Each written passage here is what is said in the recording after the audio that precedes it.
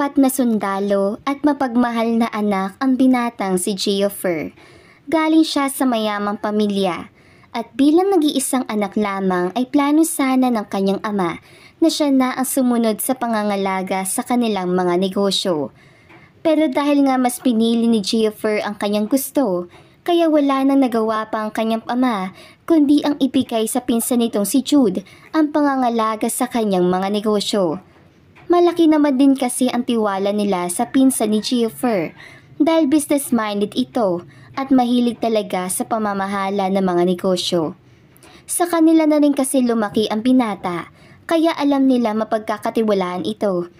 Kahit pa man noong nasa kolehiyo pa ang magpinsan, ay inaaral na nito ang mga tamang pamamaraan paano palaguin ang negosyo, maliit man o malaki. Hindi naman kayang biguin ni Jude ang tiyuhin dahil sila ang dahilan kung bakit siya nagkaroon ulit ng pamilya. Ulilan na kasi ang binata at ang pamilya ni Geoffrey ang kumupkop sa kanya. Si Geoffrey naman ay masayang-masaya sa pagdating ng pinsan sa kanila dahil sa wakas ay magkakaroon na siya ng kaibigan at kapatid.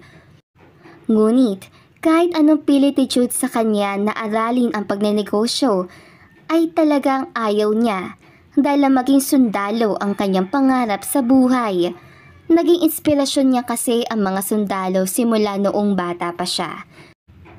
Alam niya kasi na tagapagtanggol ito sa mga mamamayan kaya nais niya ring mapabilang sa kanila. Kakarating lang ni Geoffrey galing sa campus ng umagang iyon nang salubungin siya na mahigpit na yakap ng kanyang pinsang buo na si Jude. What's up, Lieutenant Madrigal? Masayang bulwas nito. Handsome as always. Nax, hanggang ngayon nasa highest level pa rin ang yabang natin ah. Pabiro pa nito.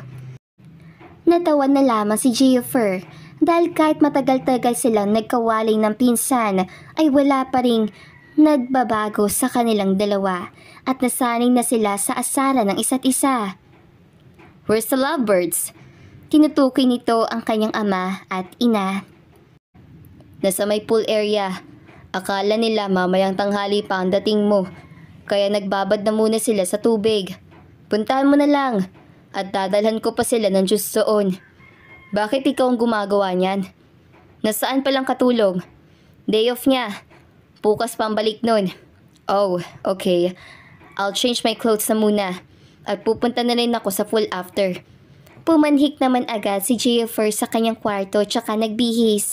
Ilang buwan din siyang nawala sa mansyon at inaamin niyang na-miss niya ang kanyang comfort place. Nang hubarin na niya ang kanyang damit ay tahimik lang siyang tinitignan ang kaliwang bahagi ng kanyang tiyan na may sugat pa galing sa huli nilang engkwentro. Mabuti na lamang at walang nalaga sa kanila ngayon. Hindi tulad dati na halos maubos sila dahil sa gera. Bumalik lamang siya sa diwa nang marinig ang boses ng kanyang ina na nooy mukhang papalapit na sa kanyang kwarto. Dali-dali naman siyang nagsuot ng damit at pinuksan ang pinto ng kanyang silid. Mom, pugad niya dito. Oh God, son! Wika ng ina, sabay yakap sa kanya na mahigpit. Ramdam na binata ang pag-aalala ng ina sa tono ng pananalita nito. Nasaan na sugat mo? Nagtungo ka na ba sa ospital? Labis ang pag-aalala namin ng daddy mo. Nang tawagan kami ng kapitan at sinabing nasugatan ka daw. Mom, chill. I'm fine. I'm alive. Tsaka, malayo sa bituka ang sugat ko. I'm just so thankful na walang nabawas sa amin ngayon. Lintik na yan. Sinabi ko naman kasi sa'yo na itigil mo na yan, anak. Parang kapag umaalis ka dito sa bahay at sumusugod ka sa gera, ay parang nababawasan ng 10 minuto ang buhay ko. Mom, pinili ko tong profesyon ko na to. Obligasyon ko ang protektahan ng bayan. Alam ko naman yon, pero paano na lang kung sa susunod na engkwentro nyo ay mapahamak ka? Anak, hindi ko kakayanin. Nakaya mo, Mom. And I'm sure kakayanin mo pa rin naman sa mga susunod na araw. Alam ko naman pinag-aalala na kita ng husto. It's not my intention pero kaakibat ang lahat. Alam mo, I need to do this for our country. Dahil sa pagmamahal mo sa bayan natin, na hindi mo na nga lang naisipang mag-asawa o mag-girlfriend. Jennifer naman, hindi naman siguro habang buhay ay kapakanan na lang ng bayang iisipin mo. Hay nako, si ma'am talaga. Don't worry po, I'm alive. Ginagawa ko naman din po ang lahat para palaging makauwi ng safe dito para sa inyong dalawa ni Dad. O sige na, akala ko ba nagsiswimming kayo, sabi ni Jude. Susunod na po ako doon. Iniiba mo na naman ang usapan eh. Mukhang dadami talaga ang wrinkles ko nang dahil sa'yo, Jennifer. Niyakap na lamang ng binata ang ina. Alam niya nag-aalala lamang ito sa buhay niya. Kapag kasi sundalo ka, walang kasiguraduhan kung hanggang kailan lang ang buhay mo. Kaya naman, hindi din niya masisisi ang ina kung ganoon na lang ang kagustuhan nitong tumigil na siya sa pagsaserbisyo para sa bayan. Kinagabihan, nasa kanyang silid lamang si Jennifer habang nanonood ng palabas sa telebisyon nang katukin ni Jude ang pinto ng kanyang silid. Pasok! Sigaw niya dito. Oh, bakit hindi ka pa bihis? Bakit? Magbihis ka na at pupunta tayo sa private place ng kaibigan ko. Despedida niya ngayon. Ikaw lang ang invited, kaya ikaw lang ang pwedeng pumunta. Besides, I don't even know who your friend is. Nasabi ko na sa kanya na dadalhin ko ang lieutenant kong pinsan. At ayun nga, pumayag. Alam mo namang sikat ka dito sa lugar natin, kaya hindi rin siya makatanggi. Siraulo ka talaga. Bakit mo naman dinaan sa pasikatan? Eh natural. Proud lang naman ako sa'yo, no? Tsaka, sige na, magbihis ka na dyan at baka malate pa tayo. Pambihira naman, no? Masyado ka namang pala desisyon. Huwag nang maraming reklamo. Minsan na nga lang kita nakakabanding eh. Kaya sige na, pagbigyan mo na ako. Hay, oo na, sige na. Pero saglitan tayo ha. I need to rest at baka hindi pa gumaling itong sugat ko. Bago kami muling ipatawag. Oo na, sige na. Hintay na lang kita sa labas. Pag alis si Jude sa kanyang silid ay dali-dali namang nagbihis si Jennifer. Nagpaalam naman muna siya sa kanyang ama at ina bago pa sila gumayak.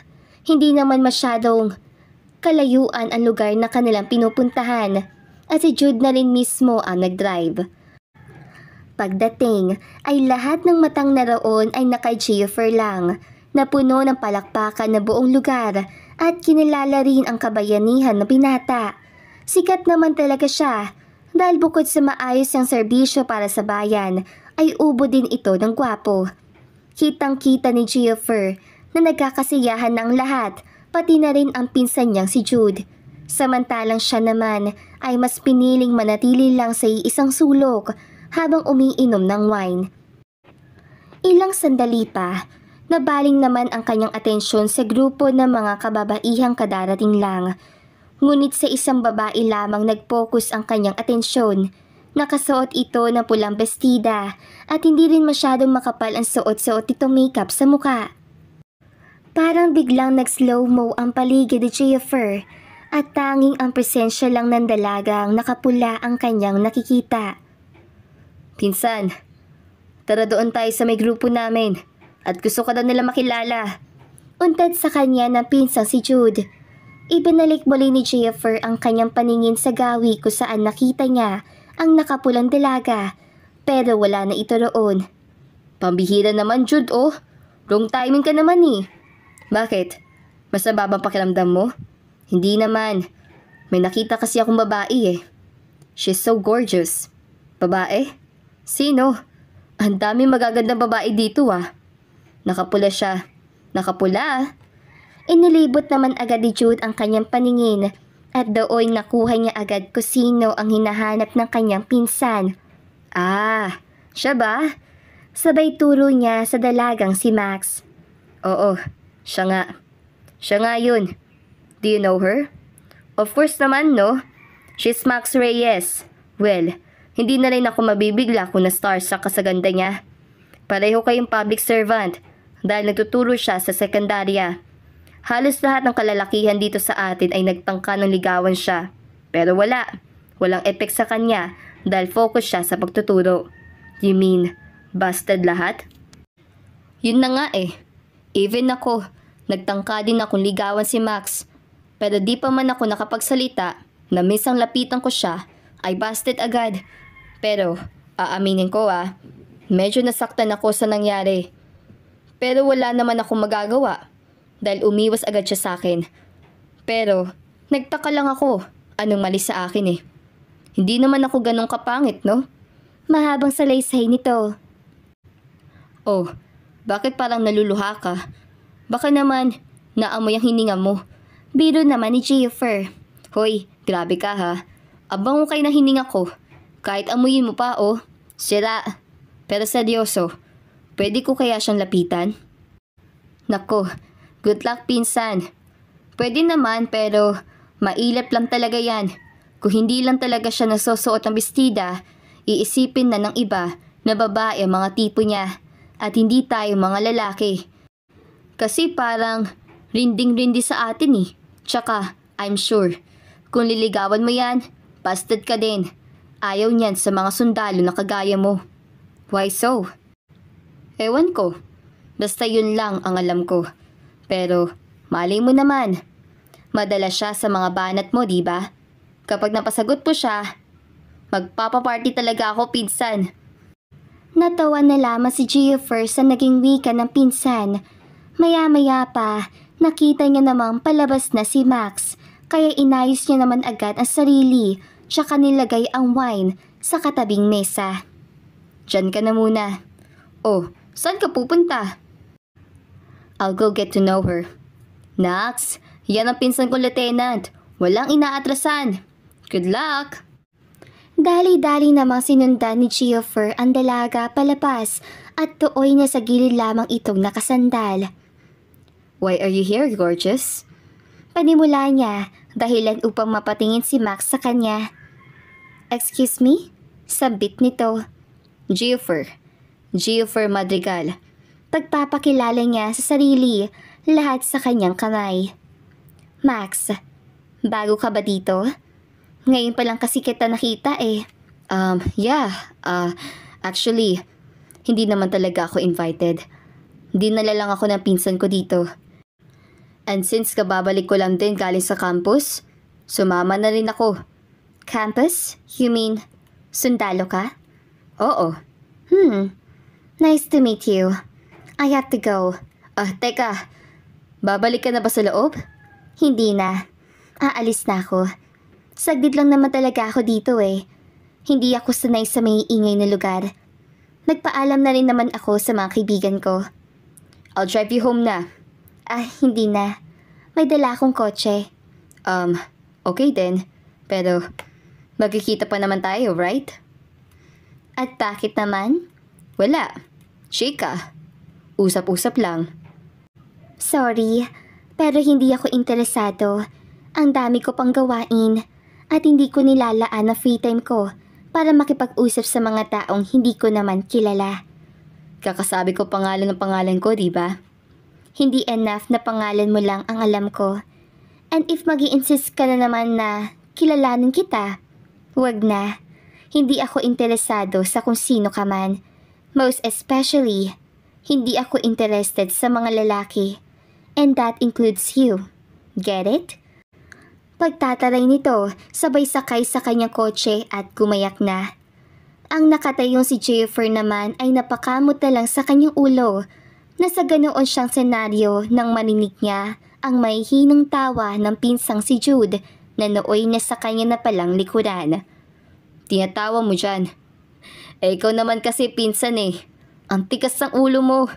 Sabi ko naman sa'yo, diba, na allergic si Max sa mga katulad mong sundalo. Isa pa, ayaw niya rin mag-entertain ng kahit sinong lalaki. Lalo pa, at hindi niya kilala. Bakit ikaw? Kilala ka naman dito sa atin, diba? Dahil isa kang tanyag na negosyante, pero busted ka pa rin sa kanya. Baka may pinagdadaanan siya kasi parang bala ang mga salitang binitawan niya. Tumagos ata sa puso ko. Ayan kasi, hindi ko naman akalain na ang palaban na si Lieutenant Madrigal ay aatras ang buntot dahil lang sa tinarayan lang siya sa isang babae. Anong antras, buntot pinagsasabi mo dyan? At sino ba nagsabi sa'yo na hanggang doon na lang ang ongoing love story namin? Wow, so ibig mo sabihin, go ka pa rin sa kanya? Oo naman, walang matigas na tinapay sa mainit na kape, no? Minsan na nga lang ako magkagusto, tapos mababasad na agad ako, kahit hindi pa ako naliligaw.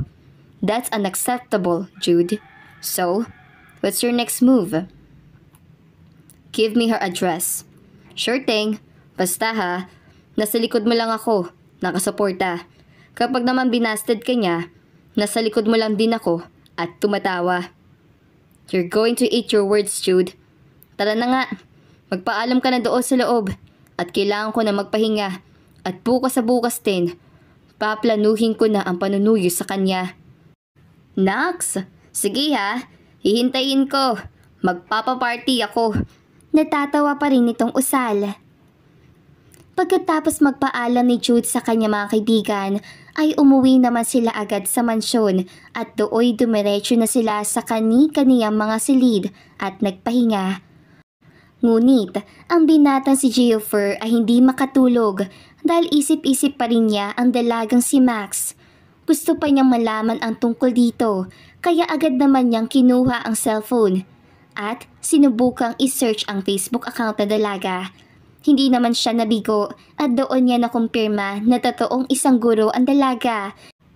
At madaming mga estudyante niya ang malapit at napamahal na sa kanya. Involved din ito sa mga organisasyon na naglalayong mapangalagaan ng kalikasan. Naging maligalig ang puso ng binata sa gabing iyon dahil sa mga nalaman nito tungkol sa dalaga. Kinabukasan din mismo ay matapos ibigay ni Jude ang address kung saan nagtatrabaho si Max ay pinuntahan naman agad yun ni Geoffrey. Hindi niya alam kung bakit interesado siya sa dalaga at kahit na ayaw niya sa matataray ay patuloy pa rin niyang susuyuin ito. Pagdating sa isang pampublikong paaralan ay pinapasok naman siya agad ng guard at dooy nagtanong-tanong na lamang din siya kung saan ang silid-aralan ni Max. Nang makarating nga siya sa room ay kasalukuyang nagkaklase pa ang dalaga kaya bahagya na muna siyang nakinig dito at doon na napangiti ang binata. Hindi lang pala maganda ang dalaga kundi magiliw din at magaling magturo. At ang katarayan niya ay tila ba naibaon sa limot kapag mga estudyante niya ang kanyang kaharap. Ang binatang si Geoffrey ay panay lang ang ngiti at maya-maya pa rinig niyang naghihiyawan na ang mga estudyante kaya doon pa lang niya napagtanto na nakatingin na ang lahat sa kanya, pati na rin si Max. Hi, good morning students. Good morning Teacher Max. Nakangiti niyang bati sa lahat. Class, please focus on the bird. Huwag kayo magpa-distract sa kung sino man dahil kagagawa na demonyo yan. Napalunok naman ng pagkadami-dami si Geoffrey dahil sa narinig. Ganito kagwapo? Demonyo? Pangaasar niya pa dito. Sinabi ko bang ikaw mismo ang demonyo? Baka naman isa ka lang sa mga sugo niya para i-distract ang mga estudyante ko. Naku ma'am, hindi po. Nandito lang naman ako para ibigay sa'yo tong flowers eh. Napaka-judgmental mo naman. Inirapan naman agad ni Max ang nakangiti pa ring binata tsaka muling nagsalita. Class, get your math book at sagutan niyo ang nasa pages 56 to 57. Lalabasan muna ako saglit. Dapat pagbalik ko. Tapos na kayo, okay? Yes po, teacher! Lumabas naman agad si Max at dali-daling hinila si Geoffrey sa may bandang likuran. What do you think you're doing? Kung bored ka sa buhay mo, go get a life.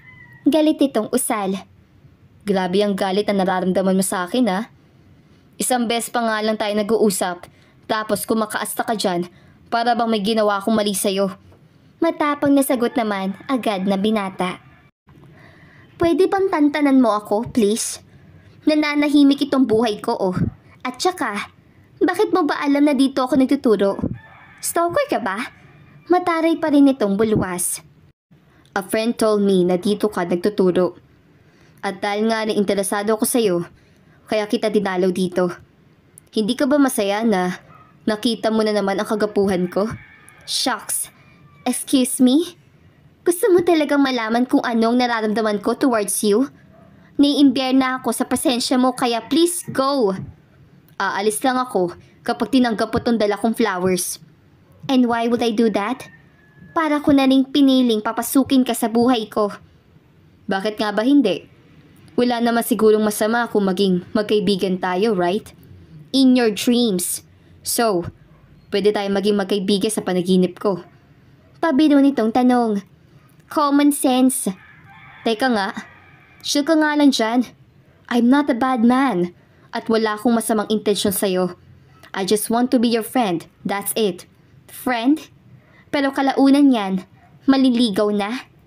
Akala nyo ba hindi ko alam ang modus yung mga lalaki? Kaya please lang, wag ako. Sa iba mo na lang ipakita yung effort at kagapuhan mo. So, inaamin mo rin na gwapo ako. Whatever. Umalis ka na dito bago pa kita ipakaladkad sa guard. Paano ba yan? Idol daw ako ng guard dito eh. Nakipag-selfie pa nga kanina. Hay, ang kulit. Makulit talaga ako. And I won't stop doing testing hanggat hindi mo na tinitigilan yung pagtatry mo. Fine, akin na nga yan. Sabay kuha nito sa bulaklak na dala-dala. Huwag mo itapon na. Maganda yan pang display sa room mo. Goodbye, Teacher Max, and see you around. Huling wika ni Geoffrey tsaka tuluyan ng umalis. Hindi man siya sigurado kung itatapon nga ba ng dalaga ang ibinigay niyang bulaklak, pero wala na iyon sa kanya. Basta isa lang ang goal niya. Habang nandirito pa siya, ang patuloy na suyuin ng dalaga hanggang sa pumayag itong kaibiganin siya. Hanggang sa inaraw-araw na nga ni Geoffrey ang pagdalaw kay Max sa paaralan. Hindi rin nagpaawat ang pagdadala niya ng bulaklak at syempre mga pagkain na rin para sa mga estudyante ng dalaga. Noong una ay todo pa ang pagtanggi niya, ngunit persigido ito. Minsan pa nga tinutulungan ng binata ang guro sa pag-check ng mga takdang aralin ng mga estudyante at minsan siya na rin ang nagre-record. Ayaw pa sana ni Max sa ganoong setup, pero dahil makulit at mapilit ang binata, ay wala na rin siyang nagawa. Nahihiyaman dahil panay ang tukso ng mga bata at mga kaguro nito ay hindi na niya lang binabalingan ng atensyon at focus pa rin siya sa pagtuturo. Pero ang totoo ay unti-unti na niyang nakikita ang kabaitan ng binata at sa panahong sinusuyo siya nito ay mas nakikilala niya ang buong katauhan ni Geoffrey base na rin sa mga kwento nito sa kanya. Kaya doon alam na dalaga na nag-iba na ang pakiramdam niya para sa binata. Pero hindi niya ito pinapahalata at paminsan-minsan ay dinatarayan niya pa rin ito. Sabado noon at nasa kanyang silid lamang si Geoffrey habang abalang tinatanaw ang kanyang laptop nang biglang buksan ni Jude ang pintuan. Oh, you're here pa pala, Jude. Tanong niya dito. Pinsan, tumawag sa akin ang kasamahan ni Max sa trabaho. May malakas na pagsabog daw ang naganap sa paaralan. Ano? Saan banda? Hindi din daw nila alam dahil natatakot na silang lumabas. Hindi nila sure kung may mga tao ba sa labas o wala na. Pagkasabi noon, kinuha naman agad ni Geoffrey ang kanyang cellphone at tinawagan si Max. Nakailang dial pa siya na sagutin na nga ng dalaga ang kabilang linya. Hello, Max? This is Geoffrey. Nasaan ka ngayon? Nag-aalalang tanong niya dito. Nasa school ako. Wika nito na mahalatang nanginginig ang boses. Ilan kayo dyan? 2. Geoff, we need your help. Please. Hold on, okay? I'm on my way. Sagot naman nito tsaka tumayo. I'll go with you, pinsan. Wika naman agad ni Jude. Hindi na, Jude. Tatawagan ko na lang din ang kapitan namin para magpadala ng iba pang tauhan. Baka may nakapasok na kalabas sa paaralan. Hindi matino ang utak ng gumawa nun. Bumalik ka na lang ulit sa office at ako na ang bahalang pumunta sa eskwelahan. Okay, sige. Mag-iingat ka doon, pinsan. Don't worry about me. Halos araw-araw na akong kumakain na bala. Kaya di na ako natatakot sa ganito. I have to go. Dali-dali namang umalis si Geoffrey at nagtungo agad sa paaralan. Pansin pa niya ang wasak na dingding at mga basag na mga bintana. Dumiretso na siya sa silid ni Max at dooy kitang-kita niya ang dalawang guro na nakayuko sa sahig at nanginginig pa rin. I'm here. Panimula niya dito. Inangat naman agad ni Max ang kanyang ulo at patakbong tinungo si Jennifer tsaka niyakap ng pagkahigpit-higpit. Humigbi na rin ito sa matinding takot. Thank you! Thank you! Naiiyak nitong wika. Tara na. Ilalabas ko na kayo para masiguro kung safe kayo. I'll call the principal na lang din para mag-issue siya ng walang pasok sa darating na linggo. Mula munang pupunta sa paaralan simula ngayon. Just let your co-teachers and students know. At iyon na nga ang ginawa ni Jennifer at nailabas niya ang dalawa sa paaralan ng ligtas. Umuwi naman agad ang kasama ni Max, samantalang si Max ay nakatayo pa rin kasama ang binata. Max, umuwi ka na. Pagpupumilit ni Jennifer sa dalaga. Ay ikaw? Kailangan ko magpaiwan.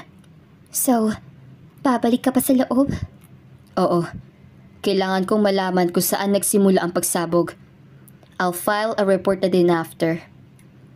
Jennifer naman, masyadong delikado. Ikaw na nga rin ang nagsabi sa amin, di ba? Na huwag na munang bumalik sa loob dahil delikado. Tapos ikaw, babalik ka pa talaga doon? Bakit? Concerned ka ba? Panunukso pa nito. Sinuntok naman agad ang dalaga ang tip-tip niya dahil nakuha pa nitong magbiro sa ganoong sitwasyon. At nagawa mo pa talaga magpa-cute ngayon ha? Malamang, maktol dito. Well, mas tumapang tuloy ako dahil dyan sa pang-concern mo. Jennifer naman eh, hindi ako nagbibiro. Darating naman ang mga kasamahan mo, di ba? Bakit hindi na lang sila ang papasukin mo? Max, I can leave my team. Hindi ko pwedeng unahin ang sarili ko dahil sa profesyong ito. Sama-sama kami. Walang maiiwan at walang mauuna. So, parang sinasabi mo rin na hindi mo kaya magsakripisyo alang-alang sa mga taong mahal mo? I'm sorry, but I need to do this. Sige na, umuwi ka na para sure akong safe ka. Tatawag na lang ako kapag tapos na ang mission namin dito. Huwag ka mag-alala. Papakasalan pa kita. Niyakap naman muli ni Max ang binata. At kahit labag man sa kanyang loob ang iwanan ito, ay wala na siyang nagawa pa. Pagdating sa bahay, ay sinabi niya naman agad sa kanyang mga co-teachers at mga estudyante ang tungkol sa kaganapan at nasabi niya na rin na bawal muna magtungo sa paaralan hanggat hindi pa sinasabi ng punong guro. Bukod doon, kung nakailang ikot na siya sa loob ng kanyang kwarto, ay hindi na niya alam. Kanina pa niya hinihintay ang tawag ni Jennifer, pero wala. Hanggang sa gumabi na lamang ay wala pa rin siyang natatanggap na tawag mula dito. Labis na ang kanyang pag-aalala. Sinubukan niya itong padalhan ng mensahe pero hindi ito sumasagot. Sinubukan niya rin itong tawagan pero hindi ito makontak. Jennifer, tumawag ka lang ngayon. Please, kahit miss call lang. Pangako, sasagutin na talaga kita. Bulong ng dalaga sa sarili. At makalipas nga lang ng ilang minuto ay tumawag na nga si Jennifer sa kanya. Dali-dali niya namang sinagot ang linya. Jennifer? Nasa labas ako ng bahay mo. Sagot naman ito.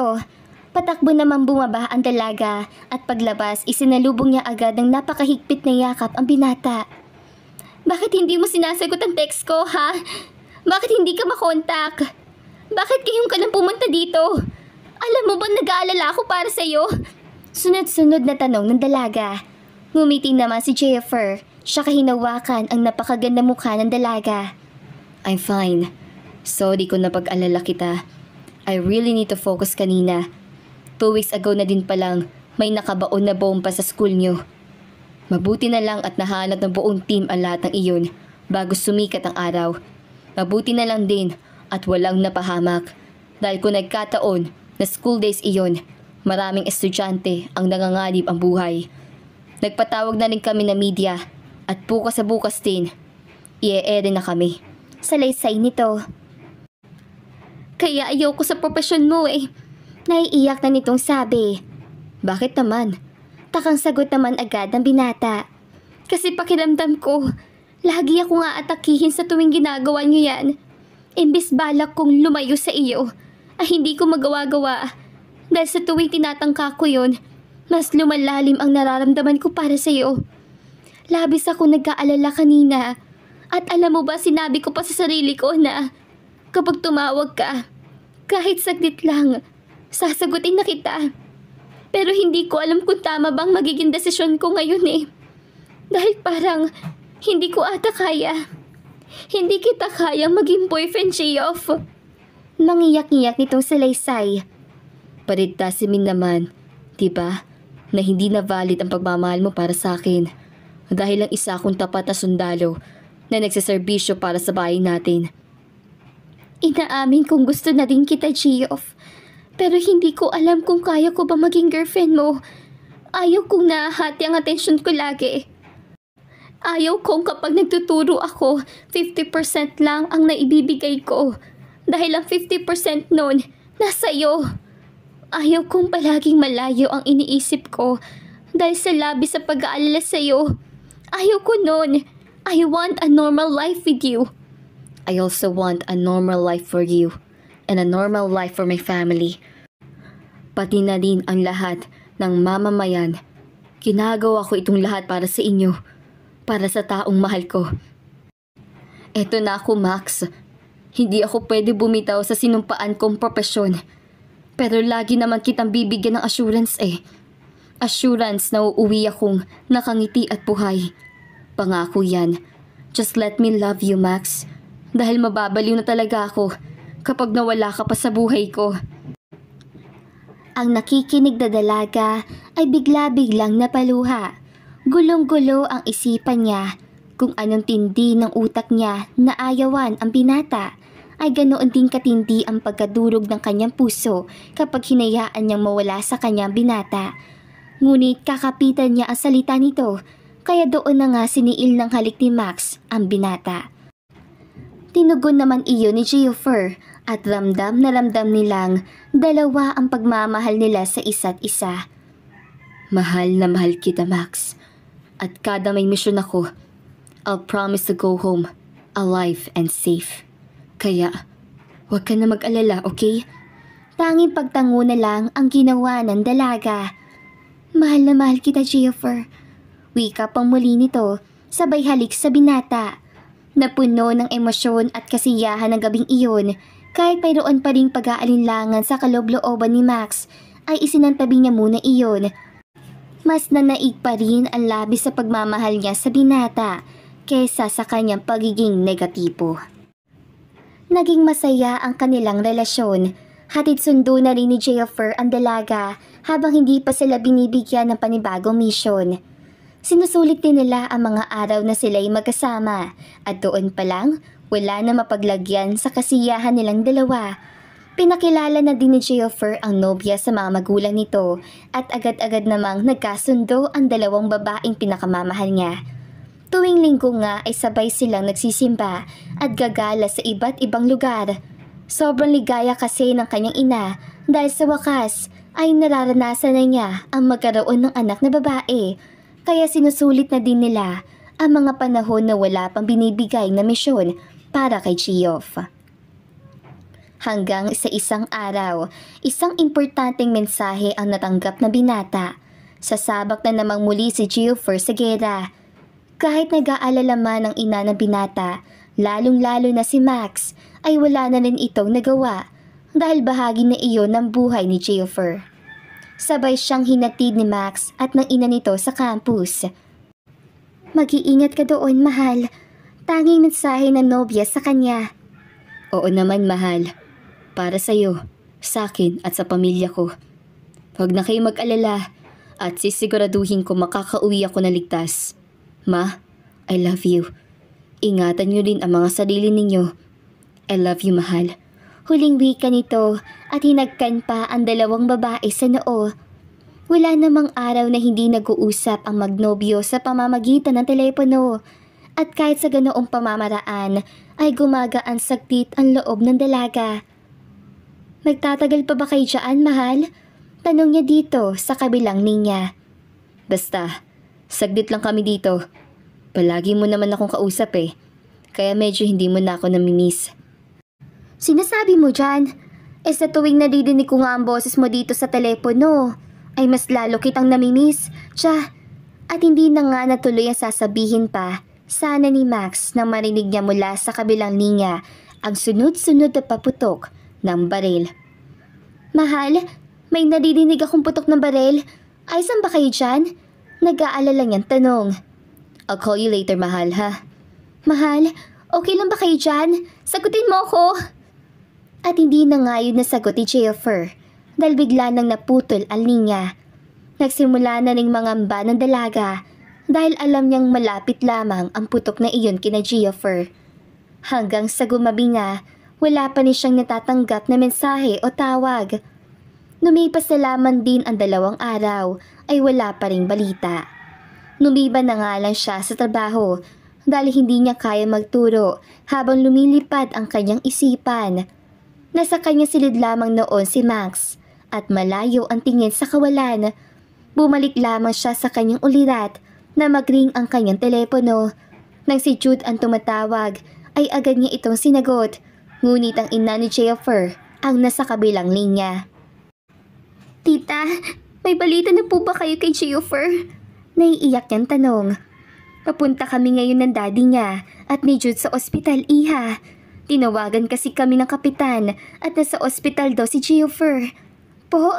Saan pong ospital, tita? Ay pupunta po ako agad. Gulat at sobra-sobra ang kaba ng dalaga sa narinig. Nanginginig ang buo niyang katawan, ngunit tinatagan niya ang kanyang loob at na makuha niya ang pangalan ng ospital kung saan naroon ng nobyo ay dali-dali na siyang gumayak papunta doon. Pagdating sa ospital ay pumasok agad siya at hinanap ang silid na sinabi sa kanya ng nurse. Kita niyang nandoon na ang mga magulang nito, pati na rin si Jude na nag-aabang sa labas at umiiyak. Jude, si Jennifer, nasa loob ba? Is he okay? Jennifer is in coma, iha. Sagot naman ng ina ng binata. Po? Halos hindi ko na makilala ang anak ko. Ang dami niyang sugat. Hindi ko siya kayang pagmasta ng matagal sa loob ng kwarto niya. Hagulhol muli ng ginang. Niyakap naman agad ito ni Max at tinaluhan sa pagluha. At ang medyo maayos na ang pakiramdam nito. Tsaka palama din siyang pumasok sa loob ng silid ng nobyo. At doon na siya napaiyak ng sobrang lakas. Naawa siya sa kalagayan ng nobyo. Parang hindi na ito ang Jennifer na nakilala niya. Ngunit hindi pa rin sumuko ang dalaga at patuloy niya pa rin dinadalaw ang nobyo sa ospital at ang lahat ng pangyayari sa araw-araw niya ay kinakwento niya dito. Nakakatulong daw kasi iyon para maging stable ang lagay ni Jennifer. Hanggang sa lumipas na nga ang 6 na buwan, 1 taon, 2 taon, at 3 taon ay hindi pa rin nagkakamalay si Jennifer. Gusto nang sumuko ni Max pero hindi niya magawa. Ang dami nang nangyari sa loob ng 3 taon at hindi man lang iyon nasaksihan ng nobyo. Nawawalan na ng pag-asa si Max pero patuloy pa rin siyang lumalaban dahil sa pagmamahal niya dito. Hanggang isang araw, nasa ospital na naman siya. Dinalaw ang nakakoma na nobyo. Naupo lang siya sa gilid ng kama nito at hinawakan ang kanyang kamay. Mahal, hindi ka ba napapagod matulog? Kasi gustong-gusto na kitang yakapin. Ang daming nakaabang sa pagising mo. Please, gumising ka na. Papakasalan mo pa ako, di ba? Parang awa mo na, mahal. Pagod ng katawan lupa ko. Malapit na ring maubos ang mga luha ko sa kakaiyak.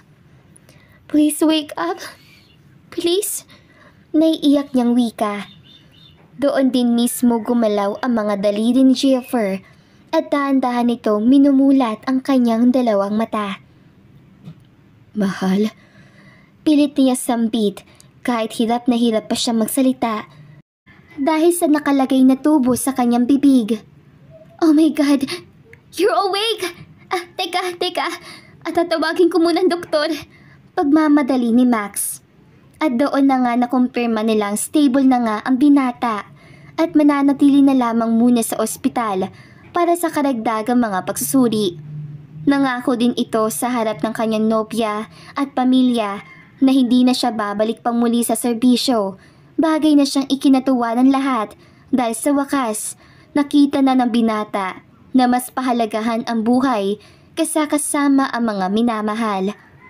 Lumipas ang ilang linggo ay tuluyan na ngang gumaling si Giafer at nakauwi na. Kasabay nun ay ang pagpropose niya sa nobya na sinagot din naman agad ni Max ng matamis na oo. Hindi na din pinalampas pa ng dalaga ang pagkakataon dahil sa kaloob-looban niya ay alam niyang si Giafer na ang taong gusto niyang makasama sa habang buhay. Makatapos ang halos isang buwang preparasyon ay ikinasal na nga ang dalawa at naging bongga ang kasalang iyon na dinaluhan ng mga malapit nilang kaibigan, mga kamag-anak at mga katrabaho na naging saksi sa kanilang umusbong na pagmamahalan. Alang-alang sa pag-ibig ay binitawan ng binata ang pagiging sundalo at sinubukan na lang sumunod sa yapak ng ama sa pagnenegosyo. Hindi naman din ito masyadong nahirapan dahil inaalalayan siya ng lahat, lalong-lalo na ang pinsang si Jude na naging dahilan ng pagtatagpo nila ng asawang si Max. Hindi man naging madali ang pinagdaan ng love story ni Giafer at Max at hindi rin madali ang 3 taong paghihintay ni Max na magising ang kanyang Prince Charming. Pero naging worth it naman ang lahat dahil ngayon maligaya na silang dalawa at mas naging maligaya pa dahil dala-dala na ni Max ang kanilang unang supling na nooy pangarap lamang nilang dalawa na ngayon na isa katuparan na. At dito na nga po nagtatapos ang magandang istoryang ito. Maraming salamat po!